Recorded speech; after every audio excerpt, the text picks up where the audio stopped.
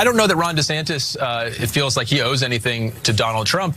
The problem for Ron DeSantis is if he wants to have any future, he can't continue to be on the wrong side of Trump voters. And he got himself there towards the end of that campaign. Very true. As anyone paying any attention can tell, Donald Trump is the dominant figure in the Republican Party. He is the favorite of the Republican base. And if Ron DeSantis wants a future in national politics, he would need to forge a new relationship with Donald Trump, even after they had a pretty ugly primary race, trading barbs. Of course, Donald Trump was far more aggressive in trading the insults. But nonetheless, Donald Trump and Florida Governor Ron DeSantis met over the weekend following a pretty contentious Republican primary where the two feuded pretty viciously. Now, Trump and DeSantis had not even spoken to one another since the primaries ended. And so DeSantis has not campaigned for Trump, that's obvious, but he made some backhanded criticisms of Trump after he dropped out of the race and essentially endorsed Trump. I mean, of course, who else is he going to endorse? Trump is the nominee for the Republican Party. Now, in a February call, though, he was speaking with supporters and DeSantis said this of Donald Trump, quote, "I think Trump has got people in his inner circle who were part of our orbit years ago that we fired. And I think some of that is they just have an axe to grind." So he's arguing that, the reason why Donald Trump came after me so viciously is because his staffers consist of people I used to work with. They seem to, have an axe to grind, and that's really the only issue. But I would venture to say that if you are at all familiar with Donald Trump, he doesn't like anyone challenging him. So DeSantis, for a short period of time, was seen as a formidable opponent to Donald Trump in the Republican primaries, which is the reason why Trump directed his ire toward Ron DeSantis. He then directed his ire toward Nikki Haley once Nikki Haley was considered a formidable challenger to Trump. I don't think she ever really was, but that was the thinking that you would see kind of relayed in the mainstream press. Now, the comments angered Donald Trump, which isn't surprising. I mean, it's very easy to get under his skin. At the time, a top aide to Trump called DeSantis a sad little man. But there's more.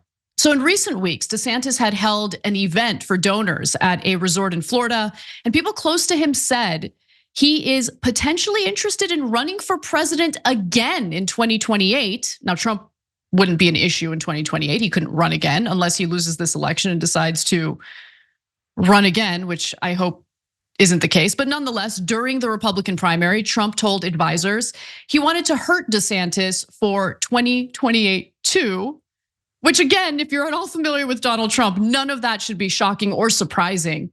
But that all could change if DeSantis actually begins raising money for Trump's presidential campaign. And as we've shared with you earlier, compared to Joe Biden, the Trump camp has had a lot more difficulty in raising money. They have far less cash on hand. It's funny to put it in that type of framing, considering the fact that we're discussing legalized bribery, right? So it's like, ooh, which one of these candidates is bribed more? But as we also know, having a lot of cash on hand, having more cash on hand than your opponent puts you in a better position to win the election. It's not a guarantee, but it certainly does put you in a better position. And so Trump could certainly use the help of Ron DeSantis, who was more appealing to more or less the moderate Republican voters, who then, of course, had their sights set on Nikki Haley, but Nikki Haley didn't go anywhere. Now, we don't know how well this meeting went. As I mentioned, it took place over the weekend. We also know who organized this meeting. It's a big real estate developer out of the state of Florida. His name is Steve Witkoff. And he wanted them to rekindle their relationship. It's a very transactional thought behind this meeting. And Witkoff himself was at the meeting. So I'm sure both individuals in their own ways, depending on how much political power they have, will do favors for this real estate developer. But nonetheless, the alliance absolutely would benefit both. Pausing here to deliver some honest truth as we do in our news coverage as well. TYT is facing challenges, guys, as the entire industry is. You know who could make the difference? You. If you hit the join button below, it's gonna make all the difference and keep us in business. We appreciate you, thank you. Trump, of course, could use DeSantis for fundraising.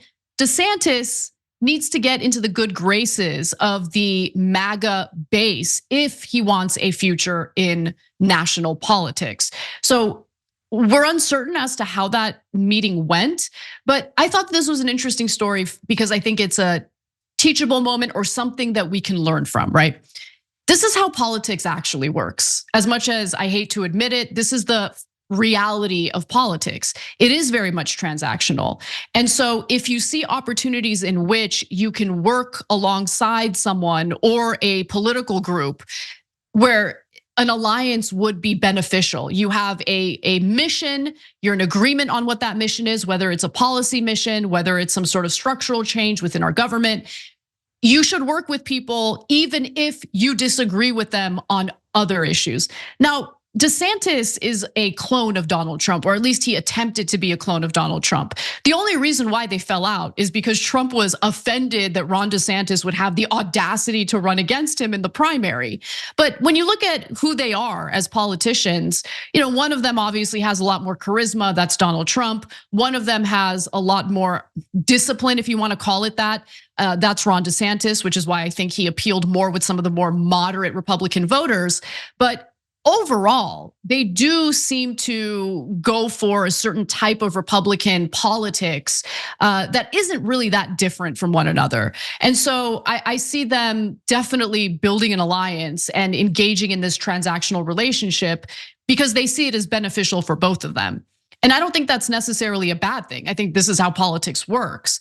And so when you're guided by political purity, and you decide you don't want to work alongside someone that you disagree with on X number of issues, even though there's a main policy goal that you might have, you might share with that individual, well, you're really shooting yourself in the foot and you're going against your own best interest because building a coalition, building an allyship in this case to benefit your campaign or benefit whatever policy that you're trying to accomplish makes a lot of sense to me. So we'll see how this all plays out. But one thing that's very clear about Donald Trump specifically is he values transactional relationships more than anything. The second that relationship is no longer beneficial for him, he will throw whoever it is that we're talking about under the bus, whether it be Ron DeSantis, whether it be his own vice president, it doesn't matter. Donald Trump is all business all the time. It's all about how he can benefit from the relationships he forges. And so it doesn't surprise me that he took up this meeting. I am curious to see how that meeting played out though, and I'm sure we'll find out in the coming days. Thanks for watching The Young Turks, really appreciate it. Another way to show support is through YouTube memberships. You'll get to interact with us more. There's live chat emojis, badges. You've got emojis of me, Anna, John, JR. So those are super fun. But you also get playback of our exclusive member-only shows and specials right after they air. So all of that, all you gotta do is click that join button right underneath the video. Thank you.